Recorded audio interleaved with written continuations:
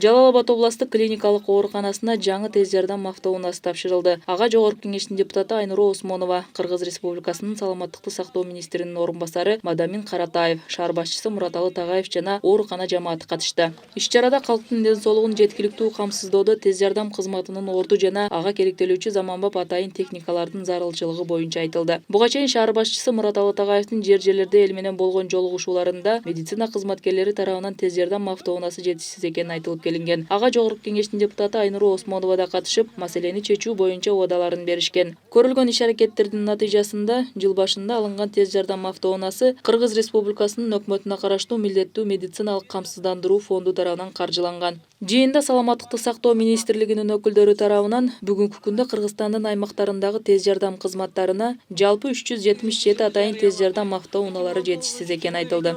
Ошол шаардын бюджетин кайсы тармакка иштетип атабыз, эмне жумуш жасап атабыз дегенде элиги менен эл шарттар чогуу бирге болуп, ошол элге маалымат берген.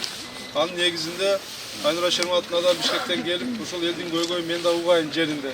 Кандайдыр бир маселелер болсо колуман келишинче жардам берейин деп чогуу эл менен жолугуш өткөргөнбүз. Ошол жолугушууларда бирден бир маселе ушул медицина тармагына дагы көпчүлүк биздин шаарыбыздын тургундары, жарандар кайрылышкан. Биздин шаарга дагы жаңы бүгүнкү күнгө ушул керектүү тез жардам. Эч ким оорубасын, биринчи тилек.